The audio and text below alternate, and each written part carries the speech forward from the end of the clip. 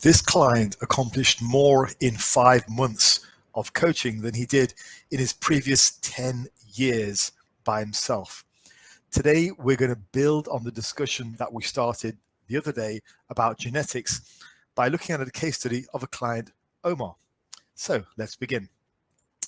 Now, Omar got substantially stronger and also dropped body fat, and he built substantially more muscle in these 5 months. And hear it from himself. So the purpose of this entire video is to have a look at genetics and exactly what this case study can tell us about our genetic potential and how we can uncover it, and how the way we look at our genetics is massively changed by how we actually train and eat. So hear it from Omar himself. I worked with Faz between April and August 2022. My goals were to lose fat, build muscle, and be healthier. In 5 months, Faz helped me go from a fat 80 kilos to a leaner, more muscular, and stronger 69, at the same time managing a demanding full-time job and family life. Faz's coaching style is not just instructional, but educational. He helped me develop lifelong sustainable dietary and exercise habits. I overcame cravings, binging, and joint pain. I have no hesitation recommending Faz as a coach.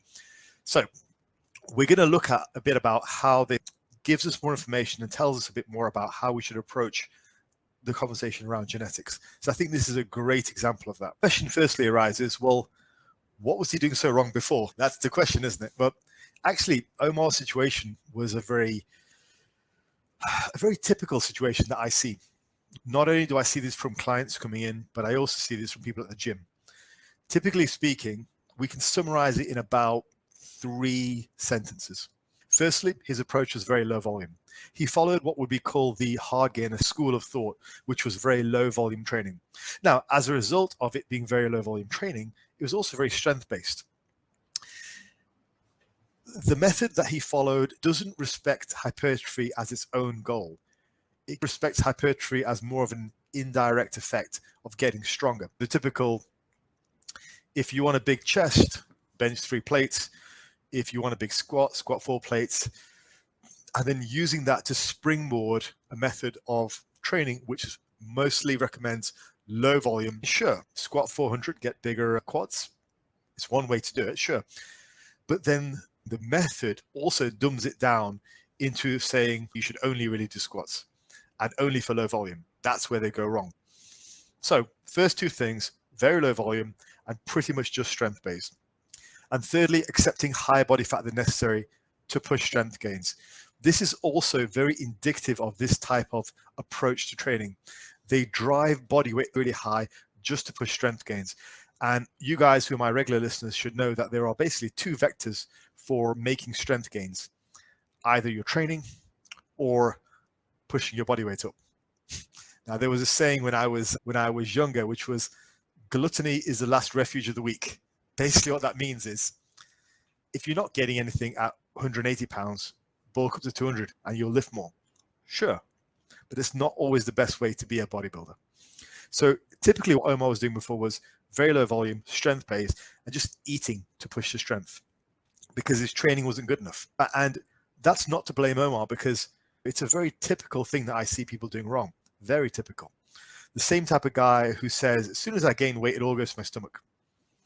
It's a very common thing that people say, and it's for this reason. Usually their training is just awful. So first thing that we did was we raised his volume. Now, I didn't just throw a bunch of volume at him. What I do with my clients is I evaluate each block 6 weeks at a time, because you need to have a certain period of time to execute a program before you adapt it, evaluate it. So what I look for in that period of time is 2 things: progression and feel. Okay, so every single week across the block, we discuss progression and feel. Now, progression is pretty simple to understand. Did you make some improvements? Did you get a few reps? Did you add some weight? Okay. Feel is something which I feel a lot of coaches don't really discuss, but it's important. So we have our weekly discussions with my clients, and I need to get some feedback from them to look at which body parts they feel during the course of the week and the block so far are getting enough work. And I use various metrics for that, which I won't go into right now. However, the bottom line is I'm trying to tease out from the client which body parts feel like they work sufficiently, which body parts feel like they could do use more work. Me and Omar had these discussions every week for the 5 months that we worked together. And it's a great way for me to incrementally add more volume to areas which are feeling neglected. So in general, we have these discussions every week. And at the end of the 6 weeks, we might make some adjustments based on what we've said throughout the block. So it's a way of evaluating the volume week by week, but also just making sure we're having those conversations, not just on progression, but also on how things feel. That's important too. The next thing is we had hypertrophy as the main focus. So Omar had no plans of being a powerlifter, and he'd just been previously convinced that strength was the key for everything. So he had this low volume, strength focused approach, and he just bulked to get there. When the reality was, all that was doing was giving this false sense of progression. So rather than strength as the goal, what we want is hypertrophy as the goal, rather than like hypertrophy being this apparent indirect focus from gaining strength, which sometimes it can be, but if your training is set up incorrectly, it's not going to work, as we've discussed. So the focus was on range of motion. It's a big focus, making sure you're taking the muscles through a full range of motion. You're not cheating progression by cutting your range of motion or by just doing very short range of motion movements. Next thing was interset rest periods. This is something I've discussed on the channel previously, and that is not taking longer and longer rest between reps. That's a mistake. You want nice, smooth, full range of motion reps with a uniform and consistent brief pause between every rep. So it's consistent. Next thing is moderate to high rep sets. It's a no-brainer. Another typical thing that Omar was doing prior to us working together was working with very low reps, because again, these people, they push low volume, low repetition, strength-based stuff, and just gluttonizing yourself to get some weight on the bar. It's just a horrific way of doing things, really. And the final thing, which was a big focus for hypertrophy, was a larger reliance on intensity techniques to increase volume. Now, there's nothing particularly special about intensity techniques themselves, but actually using intensity techniques to increase volume while keeping workout time reasonable is a really useful idea.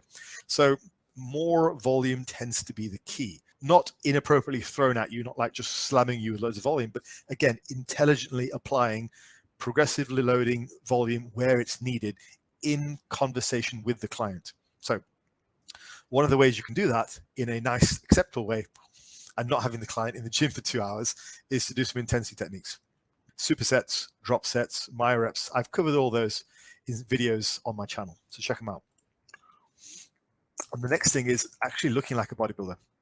And I've made this point before, but it's a point which I feel very passionate about because I fall into this trap myself in the past. In my first year of training, I did the same thing.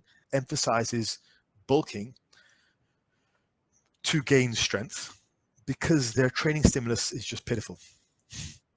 So you end up basically with fat, under-muscled lifters who have a great degree of pride in the weight on the bar. And that's fine if that's what you want to go for, but the tragedy is most of these guys want to look like bodybuilders.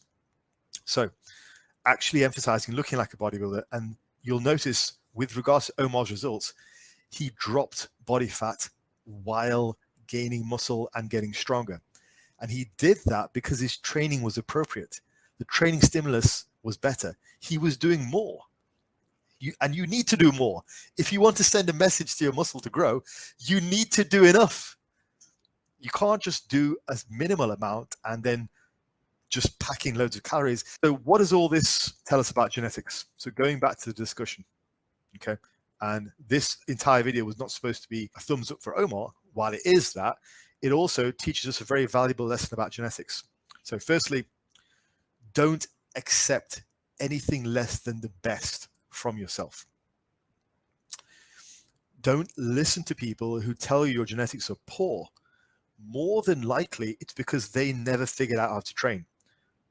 Also, another thing this tells you is your initial rate of muscle gain has no reflection on where you're going to end up. I personally feel most people have got pretty reasonable genetics. That is the law of averages. Now, very few people have got absolutely genetic shit tier genetics. I think what happens more often than not is people have a slow initial rate of weight gain and they just give up. Now, those same people could be very good and look great 10, 20 years down the line. We saw that with Jeffrey Verity Schofield. Initial rate of gain is not spectacular. Right now, Jeffrey walking down the street, he looked like an absolute monster. So initial rate of muscle gain doesn't affect where you're going to end up. And I think people then get talked into believing that they're not good enough, they're never going to be good enough, so then they pull back on their efforts as well. But you don't have to do that. The way you train matters a hell of a lot. And I'll say this, and I've said it in the genetics video, nobody got better by doing less. Nobody gets better at anything by doing less of it. If you want to learn to cook, you don't get better at doing that by just cooking less, cooking once a month, once a week. If you want to get better at a subject at school, you don't get better by studying less. And Jeffrey made a very good comment in the video. If a kid fails his exam, Hit Bro would turn up at his classroom and say, "You overstudied." It doesn't happen. It's a hilarious comment. It doesn't happen. So what this tells us about genetics is you might need to give it longer than you think. You might need to train more than you're being told. But odds are you've probably got some very good potential. You need to uncover it. I want to close with these three things. Just a bit of an analogy. Your genetics are like a buried treasure, roughly where it's buried. And in a genetics sense, you know roughly what your genetics are. But you've got no idea what your end form actually looks like. So my advice to you is believe that the end goal is valuable. Because if you believe it's valuable, then you're going to work harder to uncover it. Just like Omar did. Right, folks. So I'm going to call it there. If you would like some help with your physique to get yourself on the right track, then go ahead and get in touch. There's a contact form in the description, and I'll be happy to hear from you. But regardless of that, feel free to sign up on the channel, subscribe if you haven't done so already, like the video, share it. We'll be keen to hear your thoughts on this continuation of the genetics conversation, because I feel like it's something which is very important in our community. So, peace out.